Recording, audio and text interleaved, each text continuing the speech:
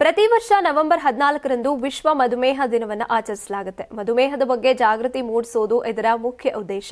ವಿಶ್ವ ಆರೋಗ್ಯ ಸಂಸ್ಥೆ ಪ್ರಕಾರ ಜಗತ್ತಿನಲ್ಲಿ 150 ಮಿಲಿಯನ್ಗಿಂತ ಹೆಚ್ಚು ಮಂದಿ ಮಧುಮೇಹದಿಂದ ಬಳಲ್ತಾ ಇದ್ದಾರೆ. ಮತ್ತೆ ಈ ಸಂಖ್ಯೆ ಇನ್ನೂ ಹೆಚ್ಚಾಗಲಿದೆ ಅನ್ನೋದು ಆತಂಕಕಾರಿ ವಿಚಾರ. ನಮ್ಮ ದೇಶದಲ್ಲೂ ಮಧುಮೇಹ ಪ್ರಕರಣಗಳು ದಿನೇ ದಿನೇ ಏರಿಕೆಯಾಗ್ತಿವೆ. ಪುರುಷ ಮಹಿಳೆ ಅನ್ನುವಂಥ ತಾರತಮ್ಯ ಇಲ್ಲದೆ ಎಲ್ಲರನ್ನೂ ಕೂಡ ಈ ಕಾಯಿಲೆ ತಟ್ತಾ ಇದೆ. ಆದರೆ ತಜ್ಞರ ಪ್ರಕಾರ ಮಹಿಳೆಯರಲ್ಲಿ ಕಾಣುವಂತ ಲಕ್ಷಣಗಳು ಪುರುಷರಿಗಿಂತ ಸ್ವಲ್ಪ ವಿಭಿನ್ನ ಆಗುತ್ತೆ. ಇದಕ್ಕೆ ಪ್ರಮುಖ ಕಾರಣ ಮಹಿಳೆಯ ಜೀವನದ ವಿವಿಧ ಹಂತಗಳಲ್ಲಿ ಸಂಭವಿಸುವಂತ ಹಾರ್ಮೋನ್ಗಳ ಬದಲಾವಣೆ.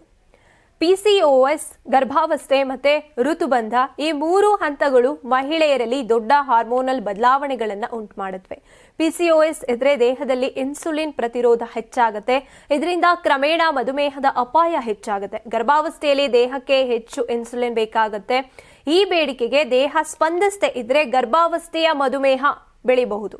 ಇನ್ನು ಋತುಬಂಧದ ಸಮಯದಲ್ಲಿ ಈಸ್ಟ್ರೋಜನ್ ಮಟ್ಟ ಕಡಿಮೆ ಆಗೋದ್ರಿಂದ ತೂಕ ಹೆಚ್ಚಾಗೋದು, ಶಕ್ತಿ ಕಡಿಮೆಯಾಗೋದು, ಸಕ್ಕರೆ ಮಟ್ಟಗಳು ಏರಿಳಿತ ಆಗೋದು ಆಲ್ ಕಂಬೈನ್ ಟುಗೆದರ್ ಮಧುಮೇಹದ ಅಪಾಯವನ್ನ ಇನ್ನಷ್ಟು ಹೆಚ್ಚಿಸುತ್ತವೆ.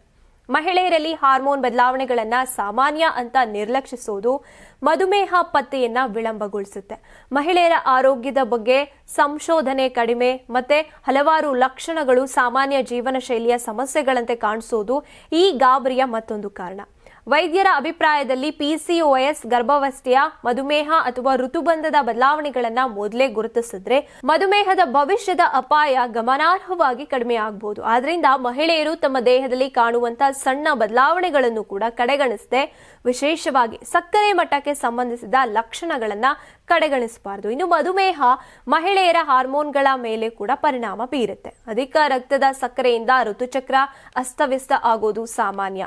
ವಿಳಂಬ, ಅಕಾಲಿಕ ಆರಂಭ ಅಥವಾ ಅಸ್ತವ್ಯಸ್ತ ಕಾಲಮಾನ, ಸಕ್ಕರೆ ಮಟ್ಟ ಹೆಚ್ಚಾಗೋದ್ರಿಂದ ಈಸ್ಟ್ ಮತ್ತೆ ಶಿಲೀಂಧ್ರ ಸೋಂಕಿನ ಅಪಾಯ ಹೆಚ್ಚಾಗುತ್ತೆ.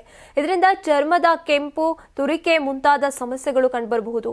ಮಧುಮೇಹ ಇರುವಂತಹ ಮಹಿಳೆಯರಲ್ಲಿ ಯೋನಿ ಶುಷ್ಠತೆ ಕೂಡ ಹೆಚ್ಚಾಗುತ್ತೆ.